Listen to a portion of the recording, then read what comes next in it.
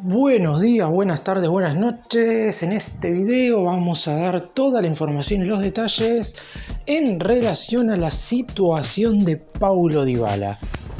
Porque cuando hace una semana aproximadamente se dio a conocer la lista de 29 jugadores, la nómina preliminar de futbolistas que iban a estar en la Copa América, o por lo menos en la fecha FIFA de junio. Después el DT deberá recortar 3 nombres para la Copa América, pero cuando se dio a conocer la misma y entre 29 futbolistas no estaba Paulo Dybala, muchos se preguntaron si el jugador estaba lesionado, si había algún problema entre él y el entrenador, porque en definitiva, si bien es cierto que sabíamos que si la lista era de 23, a Dybala le iba a costar estar dentro de los participantes de la Copa América porque iba a competir nada más y nada menos que con Alejandro Garnacho. Entre los 26, a Dybala me parece que el DT podría haberlo metido, y mucho más entre los 29. Por eso mismo en este video vamos a estar analizando un par de cuestiones de por qué Lionel Scaloni, el entrenador de la selección argentina, ha decidido no citar a Paulo Dybala. Y es más, me atrevería a decir que si no lo citó estando en este momento futbolístico en la Roma de Italia, difícilmente, por lo menos con este director técnico, Dybala vuelve a vestir la camiseta de la selección argentina. ¡Empecemos! La historia de Paulo Dybala y la selección argentina nunca ha tenido un camino que haya justamente transitado en conjunto, porque la realidad es que ninguno de los entrenadores que han estado al frente del combinado nacional en el último tiempo ha considerado verdaderamente a Dybala como un emblema de la selección argentina. No porque Dybala haya hecho méritos para tener ese reconocimiento, pero por lo pronto hay que destacar que es un jugador que en el fútbol europeo en general siempre ha estado a la altura de las circunstancias. Es verdad que muchas veces ha estado aquejado por lesiones que no le han permitido tener continuidad ni regularidad vistiendo la camiseta de su país, pero aún así Dybala no deja de ser un futbolista más que interesante como para por lo menos convocarlo en una lista de 29. En este momento no estoy dando mi opinión porque ciertamente después hay que ver quiénes son los jugadores que en definitiva pelean con Dybala, como para saber si alguno de ellos está o no por encima de él en base a su rendimiento futbolístico y que podría o no quitarle su lugar en la nómina definitiva. Por lo pronto, si analizamos los delanteros que ha llevado Lionel Scaloni a esta lista de 29, tenemos 5 nombres que van seguro a la Copa América. Me atrevería a decir que al ser de 26 la lista final, son 6 los delanteros que ya tienen su lugar confirmado: Lionel Messi, Julián Álvarez, Lautaro Martínez, Alejandro Garnacho, y si bien pueden ser también mediocampistas, en la lista final tanto Nicolás González como Ángel Di María están puestos como delanteros. Esto quiere decir que si analizamos la cantidad de jugadores en las otras posiciones, quedaría lugar para un solo delantero más. Si la nómina hubiera sido de 23, Garnacho hasta podría llegar a quedarse afuera, un jugador que ha sido figura con el Manchester United, por ejemplo en la final de la FA Cup contra el Manchester City, pero en definitiva hay que respetar las reglas y los números tienen que ser igual para todas las selecciones. Por lo pronto, ¿quién es ese futbolista que estaría siendo el séptimo delantero? Hoy esa posición se la estarían peleando tanto Valentín Carboni como Ángel Correa. Uno, un jugador con muchísimo futuro en el Monza, cuyo pase pertenece al Inter, como Carboni, que ya ha demostrado cosas interesantes en la última fecha FIFA de marzo. Y el otro, un campeón del mundo, porque Ángel Correa estuvo en la plantilla de la selección argentina en el Mundial de Qatar, que en el Atlético Madrid no es titular, pero que es un jugador interesante ingresando en los segundos tiempos. Y me parece que en base a esto último se ha guiado mucho Scaloni a la hora de armar la lista. Dybala es un jugador que ingresando en las segundas partes no tiene el mismo nivel, o por lo menos así lo entiende el cuerpo técnico, que comenzando desde el arranque. Y por lo pronto es muy complicado que Dybala pueda empezar un partido desde el minuto 0. Ya de por sí la formación argentina es más un 4-3-3, con Messi por un lado, Di María por el otro y el centrodelantero, ya sea Álvarez o Martínez. La realidad es que Dybala no tendría lugar. De hecho, en la Copa del Mundo de Qatar entró muy pocas veces desde el banco. Se lo recuerda claramente por haber ingresado en la final contra Francia y haber convertido el segundo penal de la tanda definitiva. Pero aún así, nunca Dybala terminó de ser ese jugador que pueda conformar al 100% a todos en la selección argentina. Entiendo que hay muchos futbolistas que no conforman de esa manera y que forman parte de la lista, pero en el caso de Dybala, al ser un jugador tan emblemático en el fútbol italiano, porque tanto con las camisetas del Palermo Palermo como la Juventus y ahora en la Roma, ha tenido un nivel superlativo que siempre le ha permitido estar jugando con la camiseta de su país. Uno de los ítems que enmarcaron muchos de aquellos que creen que Dybala sí o sí debió haber estado en la lista de 29 es claramente el nivel, como dije recién, que ha tenido durante este 2024.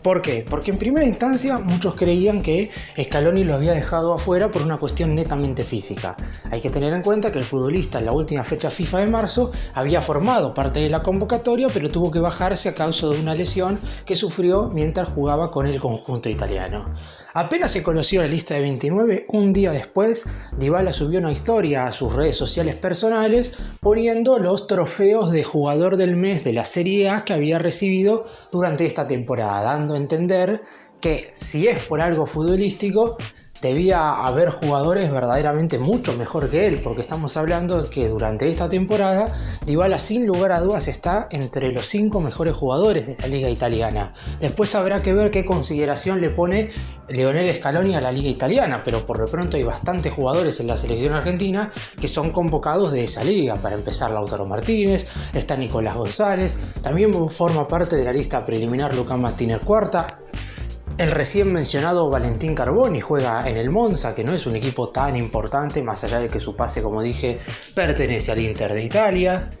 Es decir, hay futbolistas que juegan en la Serie A, por lo que si lo futbolístico no sería el punto principal y habría que poner en duda la relación entre el jugador y el entrenador. Muchos dicen que siempre se han llevado bien, algunos mencionan que hubo alguna que otra discusión en algún momento, pero no dejan de ser rumores que uno piensa ¿y por qué no se dijeron en su momento? Porque si Dybala hubiera formado parte de esta lista de 29, poco habría que decir de la relación entre Scaloni y el actual jugador del equipo de la capital italiana, porque la realidad es que Dybala, más allá de sus ausencias en la selección por sus lesiones, nunca le ha faltado el respeto a nadie, siempre ha sido un jugador que cuando se lo ha convocado ha estado, salvo por lesión, y que cuando no ha sido citado, salvo en esta oportunidad, nunca ha hecho ninguna alusión al respecto. Siempre ha sido un futbolista que ha aceptado la decisión de los distintos entrenadores. Dybala forma parte de la selección argentina desde el ciclo del Tata Martino, después llegó Edgardo Bauza, Jorge Sampaoli, entrenadores que obviamente y lamentablemente para la selección argentina no le dejaron mucho al albiceleste, pero todos tuvieron en cuenta a Dybala. Ninguno como, repito, principal referente o como uno de los jugadores más importantes, que a lo mejor es lo que, no sé si él esperaba, pero por lo pronto teniendo en cuenta su rendimiento, es lo que uno suponía que iba a suceder con el pasar del tiempo. Quizás, por ejemplo, en la era Martino era un jugador todavía muy pero muy joven. Sin embargo, ahora ya uno se imagina a Dybala como un referente de la selección argentina y eso nunca ha podido suceder debido a distintas circunstancias. En la Roma, más allá de algunos desajustes que ha habido entre la hinchada y él, porque en su momento la Roma no estaba pasando por un buen momento, la realidad es que siempre ha sido un jugador muy respetado y uno de los más importantes. Es un futbolista que cuando ha tenido que sacar el pecho por su equipo lo ha hecho y en general lo ha hecho de muy buena manera. Por eso mismo es llamativa la decisión de Scaloni de no citar a Dybala, sabiendo que todavía el entrenador igual no ha podido expresarse al respecto. Seguramente cuando dé una conferencia de prensa le consulten por la presencia o ausencia, en este caso mejor dicho, de Dybala y se explayará dando los motivos de la misma.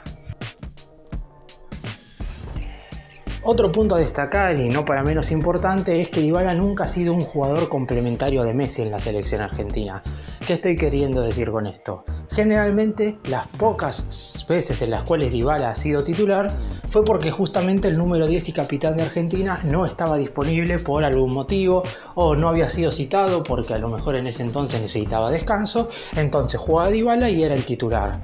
Eso es algo que obviamente es un punto que le juega en contra a Dybala, porque si tuviéramos recuerdos hoy por hoy de Dybala con Messi, ambos juntos en la cancha en un buen rendimiento, y sería muy difícil para Scaloni no citar a Dybala en este buen momento en la Roma. Ahora, como no hay verdaderamente buenos recuerdos de eso, o no hay recuerdos, porque tampoco es que son malos los momentos en los cuales Dybala y Messi han compartido terreno de juego, pero por lo pronto prácticamente son nulos y por eso mismo hoy estamos hablando de que no hay una necesidad ni tampoco un efusivo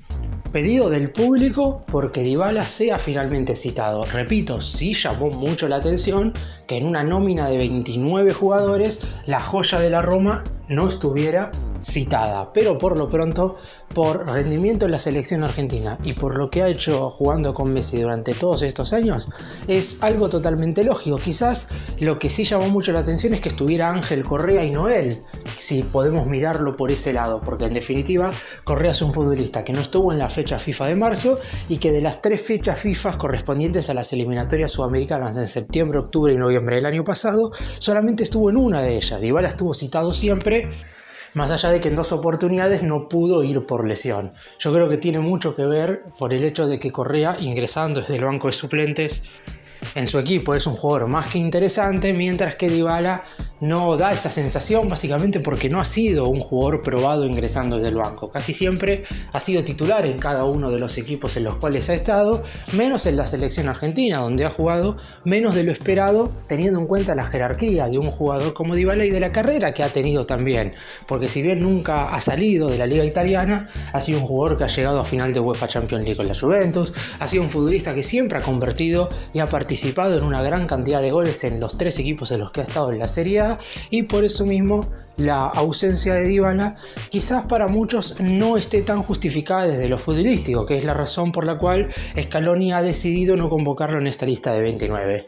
¿Hay alguna posibilidad de que pueda llegar a citarlo? Y está claro de que si hay un par de lesionados existe esa chance. Por lo pronto la lista final tiene que entregarse el 12 de junio como fecha límite. Supongamos que Scaloni da los 26 nombres antes de tiempo. Hasta esa jornada, si hay algún lesionado puede ser intercambiado por otro, pero como dije antes, los delanteros de la selección argentina parecerían tener un lugar fijo, y está claro que si se lesiona a un defensor o un mediocampista o un arquero, no van a llamar a Dybala para reemplazar a ese jugador en cuestión, sino que van a llamar a un jugador de esa respectiva posición. La única forma de que Dybala vaya a la Copa América, creo yo, en primera instancia, es que tanto Carboni como Correa no estén disponibles y después se lesione ya sea o Alejandro Garnacho, o no esté disponible tampoco Julián Álvarez o Lautaro Martínez, suceda algo con alguno de ellos como para que Scaloni tenga que citar a otro atacante.